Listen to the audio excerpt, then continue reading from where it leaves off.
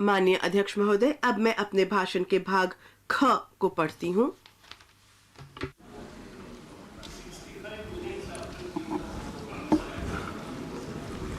Indirect taxes. अप्रत्यक्ष कर।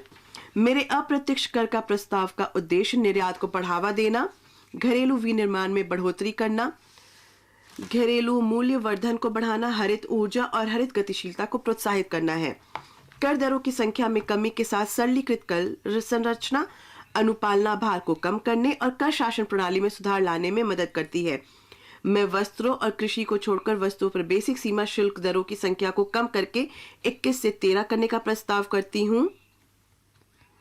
इसके परिणाम स्वरूप खिलौने, साइकिल, ऑटोमोबाइल और नाफ्ता सहित कुछ वस्तुओं की बेसिक सीमा शुल्कों, उपकरों और अधिभारों में मामूली परिवर्तन हुआ है। हरित गतिशीलता मोबिलिटी। मिश्रित कंप्रेस्ड प्राकृतिक गैस पर कर प्रपात से बचने के लिए मैं उसमें सम्मिलित कंप्रेस्ड बायोगैस, जिस पर जीएसटी भुगतान किया गया है, उस पर उत्पाद शुल्क से छूट देने का प्रस्ताव करती हूँ। हरित मोबिलिटी को और संवेग प्रदान करने के लिए इलेक्ट्रिक वाहनों में प्रयुक्त बैटरियों के लिथियम आयन सेलों के विनिर्माण के लिए आवश्यक पूंजीगत वस्तुओं और मशीनरी के आयात पर सीमा शुल्क में छूट दी जा रही है। As well. Electronics, as a result of various initiatives of the electronics. चरणबद्ध विनिर्माण कार्यक्रम सहित सरकार ने विभिन्न पहलों के परिणाम स्वरूप भारत में मोबाइल फोन का उत्पादन वर्ष 2014-15 में करीब 18,900 करोड़ रुपए मूल्य के 5.8 करोड़ यूनिट से बढ़कर पिछले वित्तीय वर्ष में 2,75,000 करोड़ रुपए मूल्य के 31 करोड़ यूनिट तक पहुंच गया है। मोबाइल फोनों के विनिर्माण में घरेलू मूल्य वर्धन को और बढ़ाने के लिए मैं कुछ एक पुर्जों और कैमरा लेंसों जैसे आदानों के आयात पर बेसिक सीमा शुल्क में राहत देने और लिथियम आयन बैटरी सेलों पर रियायती शुल्क को 1 और वर्ष के लिए जारी रखना प्रस्तावित करती हूँ। On lithium ion cells for batteries for another year.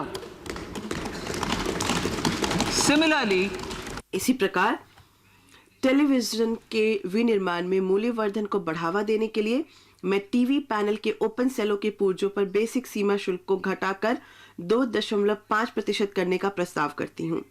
Electrical शुल्क संरचना के व्युत्क्रमण में दोष सुधार करने के लिए और इलेक्ट्रिक रसोई घर चिमनियों के विनिर्माण को प्रोत्साहित करने के लिए इलेक्ट्रिक रसोई घर चिमनियों पर बेसिक सीमा शुल्क को 7.5% से बढ़ाकर 15% करने और इस उपकरण के हिट क्वाइल पर आयात शुल्क को 20% से घटाकर 15% करने का प्रस्ताव करती हूँ।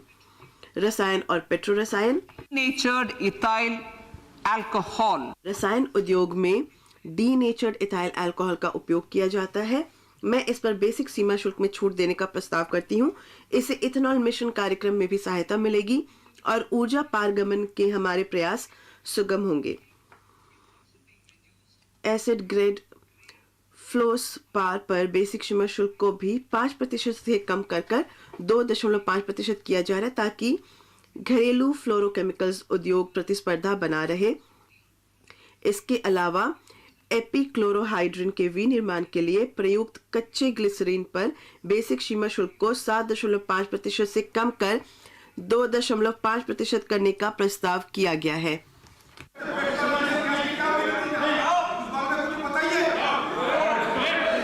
Marine products. In the last marine उत्पाद। पिछले वित्तीय वर्ष में समुद्री उत्पादों में उच्चतम निर्यात समृद्धि दर्ज की गई, जिससे देश के तटीय राज्यों में रहने वाले कृषकों को फायदा हुआ है। समुद्री उत्पादों विशेष रूप से झींगी श्रिम्प के निर्यात प्रतिस्पर्धात्मक क्षमता और बढ़ाने के लिए श्रिम्प फीड के घरेलू विनिर्माण के लिए मुख्य इनपुट पर शुल्क को कम किया जा रहा है। भारत प्राकृतिक हीरो की कटाई और तराशी में विश्व में अग्रणी है और मूल्य की दृष्टि से वैश्विक कारोबार का करीब 3/4 हिस्से का योगदान करता है। प्राकृतिक हीरो के डिपॉजिट में कमी से यह उद्योग प्रयोगशाला निर्मित हीरो एलजीडी की ओर बढ़ रहा है और इस क्षेत्र में काफी संभावना है।